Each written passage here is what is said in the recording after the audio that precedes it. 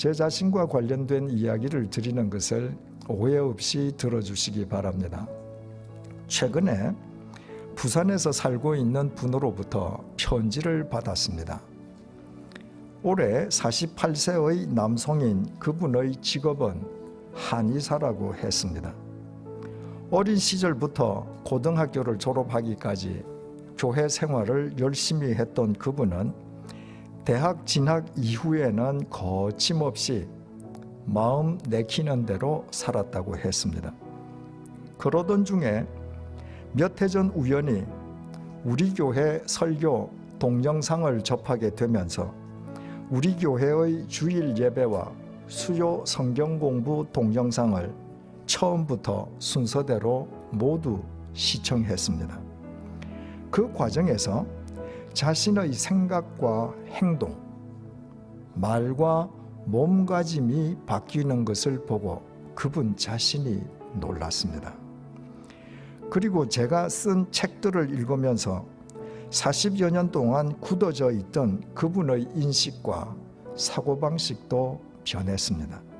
모든 것은 랜덤이고 양심껏 살면 된다던 그분의 사고방식이 모든 것은 하나님의 섭리이고 말씀대로 살지 않으면 안 된다라고 바뀐 것입니다. 인생의 출발점이 달라진 것입니다. 그리고 그분은 편지에서 자신의 결심을 밝혔는데 해당 부분을 그분의 허락하에 읽어드리겠습니다. 오늘 오전 한 통의 전화를 받았습니다. 제게 치료를 받아오시던 환자분인데 보험과 관련된 직업을 가진 중년 여성분이죠. 전부터 여러 환자들에게서 그 여성분과 같은 요구를 꽤 많이 받아왔는데 얼마 전까지는 제 마음에 전혀 갈등이 없던 일이었습니다. 그분이 요구하신 요지는 간단합니다. 다치거나 아플 때를 대비해서 보험을 들어둔 것이 있다. 그런데 이 보험의 혜택을 받으려면 상해로 인한 손상, 즉 넘어지거나 염좌 등으로 몸을 다쳐서 치료를 받을 때만 가능하다. 내가 지금 실제로 다치지는 않았지만 차트 내용에 그런 내용을 적어 놓고 치료를 해달라. 한약도 치료를 목적으로 투약하는 것으로 처리해달라. 물론 실제 진료받고 싶은 것은 내가 현재 불편한 증상을 목표로 약도 지어주고 침 치료도 해달라는 것이다. 지금까지 다른 병원과 한의원에서도 다 그렇게 처리해 주더라. 거기서도 당연히 그렇게 해주겠지. 사실 이런 환자는 다루기가 쉽습니다. 진료비가 얼마나 나오든 어차피 그 돈은 보험사로부터 피드백을 받을 돈이라 진료비에 연연해 하지도 않으며 시원시원하게 치료받고 기분 좋게 가시며 다른 환자들까지 소개하며 모시고 오는 경우도 흔하거든요. 의사 역시 기분 좋게 진료하게 되니 환자는 그 의사 시원시원하고 말이 통한다는 느낌을 갖게 되는 것이죠. 저는 그분께 일단 내원하시라고 말씀드렸습니다. 만나서 이야기하자고요. 단칼에 거절하지 못한 것이 아닙니다. 대면이 아닌 전화 통화였기에 자칫 마음을 상하게 해드릴 수 있어서였습니다. 그게 위법이고 편법이며 거짓이라는 사실을 그분은 누구보다 잘 압니다. 직업이 보험 관련 업이니까요. 그분께 그게 왜 안 되는지의 설명은 전혀 필요가 없는 셈이지요. 정말 필요한 일은 제가 왜 그렇게 하지 않는지를 말씀드리고 그래도 이해를 못하시면 무료로 진료를 해드리고자 함이었습니다. 한의사로 살아오다 보니 이런 경우는 가르치고 훈계해서 될 일이 아니라는 것을 알게 되더군요. 그분이 원하시는 것을 해드리되 보험사가 안아야 할 손해를 기꺼이 제가 안는 것이 좋겠다고 생각한 것입니다. 다만 이번에는 그렇게 해드리되 그 후로는 정직하게 진료하고 싶으니 도와달라고 정중하게 부탁드릴 예정입니다. 그게 싫으시면 아마 저를 떠나시겠지요. 한의원도 한의사도 지천으로 널린 세상이니까요. 그분은 아직 내원하지 않았습니다. 하지만 저는 이미 결심했죠. 그런데도 굳이 이 편지를 쓰는 이유는 이런 유혹이 앞으로도 계속 있을 것이고 그때마다 제가 100% 승리할 것이라는 장담을 못하겠기 때문입니다. 어쩌면 이 편지는 제가 제 자신에게 쓰는 편지라고나 할까요? 그리고 하필 그 환자분의 전화를 받을 때가 목사님의 책 인간의 일생 끝부분을 읽고 있을 때였습니다. 우연이 아니라는 확신이 들더군요. 왜 하필 그 타이밍에 그런 전화가 왔는지, 아마도 그 타이밍이 아닌 때에 그 전화를 받았다면 이런 결심을 못했을 것 같습니다. 그 돈 몇십만 원 있어도 살고 없어도 사는데 저도 앞으로는 그냥 이래 살다가 죽어불라고 해. 마지막 부산 사투리의 문장은 저도 앞으로는 그냥 이렇게 살다가 죽겠습니다 라는 말입니다.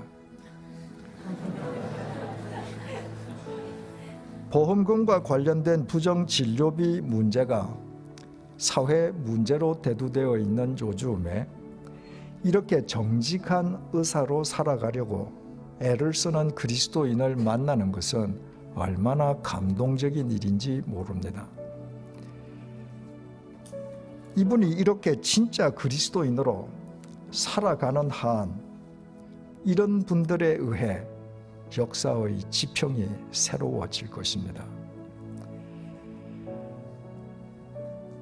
이분이 편지에서 언급한 책 인간의 일생은 제가 10여 년 전에 청년들을 위해서 4번째이자 마지막으로 집필한 청년 서신으로 그 책의 주제가 퇴장과 등장입니다. 그리고 10여 년 전 제가 스위스에서 귀국한 이후에 어느 원로 목사님과 나눈 대화 내용으로 그 책을 끝맺었습니다. 모 교단의 총회장을 역임한 그 원로 목사님은 제가 10년 동안 주님의 교회에서 어떻게 목회했는지, 제가 3년 동안 스위스 제네바 한인교회를 섬기면서 왜 제 가족들을 스위스에 데리고 가지 않았는지 잘 알고 있었습니다. 그분은 목사로서 제 소신을 지키기 위한 제 삶의 방식을 다른 목사님들이 달가워하지 않는 것 때문에 그것을 안타까워하면서 일평생 목사로 살기 위해서는 먼저 목사 세계에서 환영을 받아야 삶이 고달프지 않다고 충고도 해 주었습니다. 그분과 관련된 인간의 일생의 마지막 에필로그 내용이 이렇습니다. 한 분야의 원로와 함께 그분의 자동차로 먼 길을 다녀온 적이 있다. 연로의 그분 취미가 자동차 운전이기에 그분은 왕복 5시간 이상 소요되는 거리를 오가는 내내 당신의 대형 승용차를 직접 운전하셨다. 운전 중에 여러 가지 이야기를 해주셨는데 그날의 드라이브가 끝날 즈음 이렇게 말씀하셨다.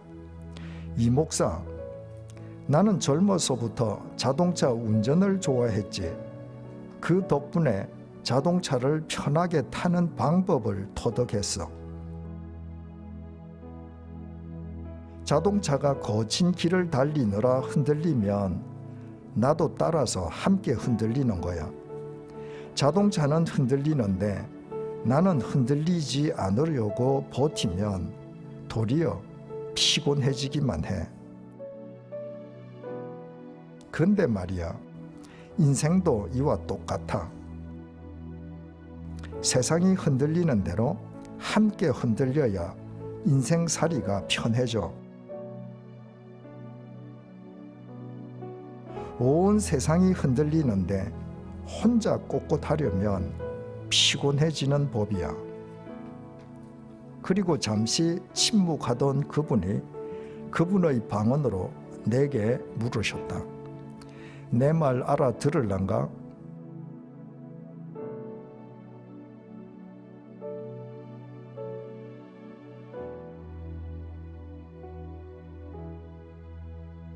내 말 알아들을란가?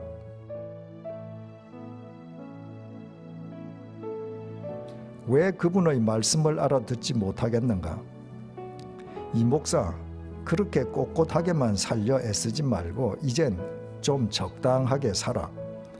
자네도 나이 50을 넘었는데 편하게 살아야지 뭘 그래. 물론 그분은 나를 사랑하고 위해서 하신 말씀이었다. 내가 그분께 대답드렸다. 네, 물론 알아듣습니다.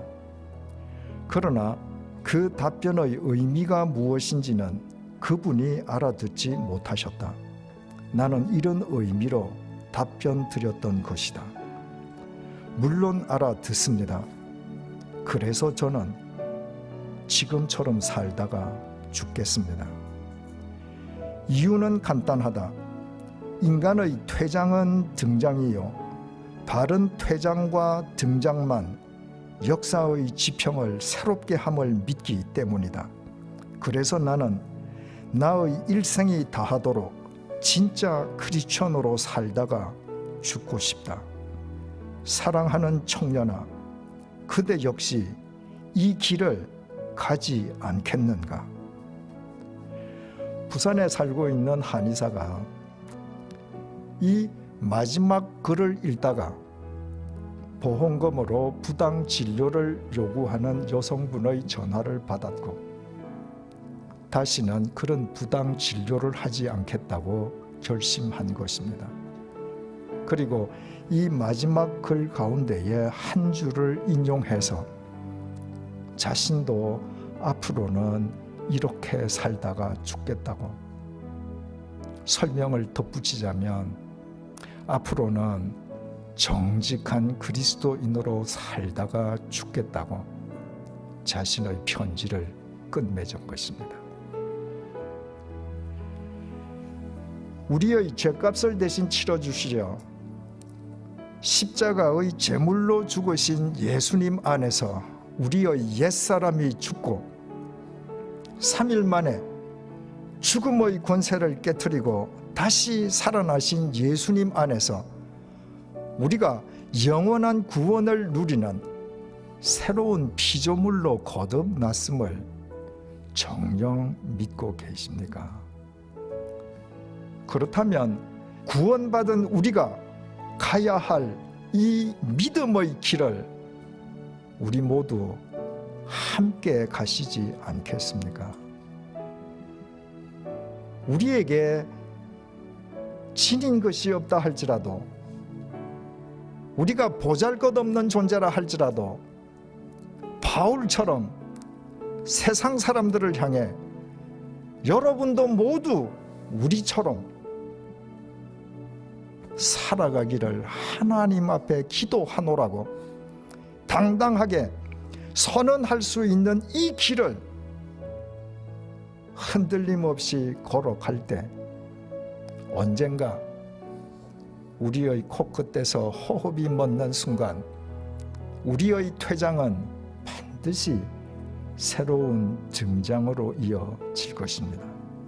그리고 그 당연한 결과로 다가오는 역사의 지평이 새로워질 것입니다.